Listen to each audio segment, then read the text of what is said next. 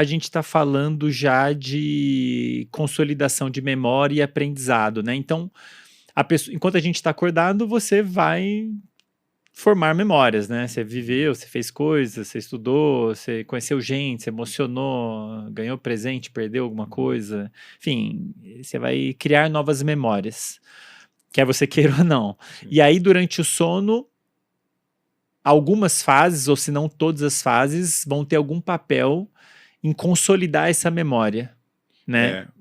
Mas o que seria aí no caso... Então, assim, quando a pessoa está acordado, você tem modificações nas conexões dos neurônios. Algumas conexões ficam um pouco mais fortes, outras um pouco mais fracas, eu diria. E durante o sono seria, então, um momento em que essas mudanças elas se consolidam. O que seria o normalizar, assim, nesse contexto? Vamos lá.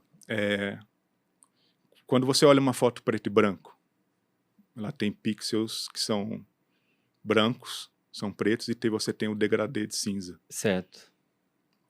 Uma memória ela é representada, então, por sinapses fortes, com a conexão muito facilitada. O que é uma sinapse com conexão facilitada?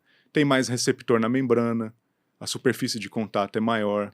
É mais fácil um neurônio É mais fácil o ativar neurônio A inibir influenciar o neurônio B. Influenciar o outro, certo?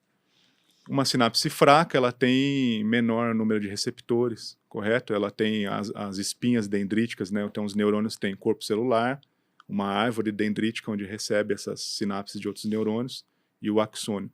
Então, nessa árvore dendrítica existem várias estruturas protuberantes, né? Que são as espinhas dendríticas.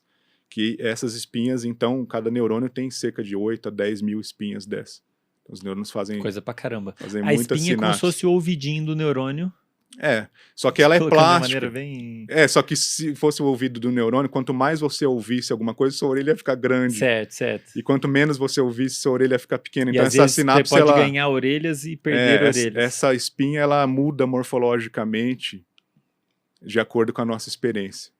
Tá? Então, o que acontece?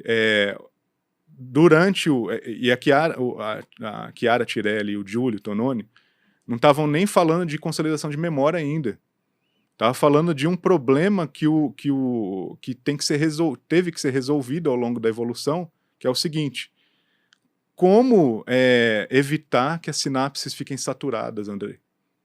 Entende? O que seria ela tá saturada? Ela seria, não ficar nessa mais... foto preto e branco, seria o análogo a todos os pixels ficarem pretos. Aí você não representa nada, nenhuma memória. Entendi. Tá? Então, quando você satura a cor no Photoshop, você não vê mais nada, certo? Então você precisa de contraste, você precisa de sinapses mais fracas, sinapses mais fortes, tá? Então o sono, no caso, ele seria uma maneira de resolver esse problema. De editar a foto. De editar a foto, de você voltar naquele balanço. Em outras palavras, que é o título desse paper deles, o sono é o preço que se paga pelo fato da gente ter plasticidade sináptica, Andrei. O sono é o preço que se paga pela nossa capacidade de modificar o cérebro enquanto estamos acordados. Por que o sono é um preço que se paga? Porque você fica ali indefeso, correto? Você poderia estar dedicando esse tempo para outras coisas, para obter alimento, reprodução, correto? Só que o indivíduo está lá, 1/3 das nossas vidas a gente passa dormindo. E isso está meio que arraigado nas pessoas até hoje, elas acham que dormir é perda de tempo. Né? Vamos passear? Vamos. Mas eu vou dar uma dormida. Que você vai dormir no rolê, né? Vai dormir, a gente veio aqui pra praia e tal, você vai ficar dormindo? Vamos pra praia. Então, sono é perda de tempo para as pessoas, né? E no fundo, o sono, ele é um estado comportamental transitório muito importante para que você continue aprendendo, tá? Para preparar seu cérebro para um novo ciclo de aprendizagem. Eu estou meio que invertendo a lógica, que todo mundo fala assim, o sono é importante para a memória, o sono é importante para consolidar a memória, nós vamos chegar lá. Só que nesse ponto o sono é importante para preparar o cérebro para um novo ciclo. A gente sente isso. Por exemplo, ao final do dia você se sente saturado, certo? E aí você dorme no outro dia, caramba, eu estou me sentindo novo, né? Quero aprender alguma coisa, assim, estou apto a ler um livro, a aprender alguma coisa. Ontem eu não conseguiria aprender isso, entendeu?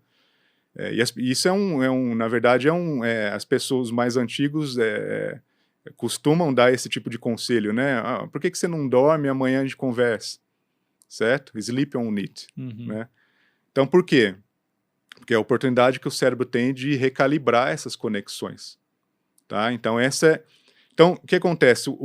Esse indivíduo ele tem as ondas lentas lá que eu estava falando. E essas ondas lentas, por que elas estão tão grandes? Porque o córtex está muito sincronizado, as conexões entre essas regiões estão muito fortes, junto. Elas foram muito... essa plasticidade aconteceu de maneira extremamente exacerbada pelo excesso de informação, não precisa nem ser excesso, mas pela informação que a gente vivencia durante o dia.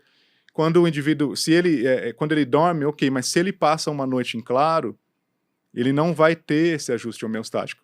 Ele vai, então, pagar esse débito na noite subsequente. Desculpa, bati no microfone. Na noite subsequente. Então, isso é uma evidência de que a plasticidade ela vai aumentando, escalonando, e depois você tem um downscaling, você tem uma diminuição, uma recalibração dessa plasticidade durante o sono de ondas lentas, tá? Esse é um aspecto. Acontece que, se a privação ela for, como você disse, imagina 5 dias dormindo fora do ideal, como você disse, segunda a sexta. Sim, que é bem comum na vida das pessoas. Que é bem comum. Essas alterações plásticas, elas começam a se estender para várias outras regiões, tá? Por isso que o pessoal fala, só o final de semana não é suficiente para você recuperar o sono, tá? E tem mais um agravante dos trabalhos do Matthew Walker, inclusive. Quando você recupera a sensação subjetiva que você está descansado, isso não é garantia que o seu cérebro, de fato, está recuperado. Os exames mostram que não está e você está dizendo que está. Interessante, a gente tem que tomar cuidado, eu falo isso bastante, tomar cuidado com a autopercepção de sonolência, você dormiu bem, porque ela é bem falha, né? Sim. Você pode estar sentindo energizado por inúmeros motivos e, por exemplo, você pode estar muito motivado, empolgado com alguma coisa, dá uma sensação de energia, mas isso não quer dizer que você está descansado, restaurado. Pode ser que você esteja devendo sono, entre aspas, né? Sim.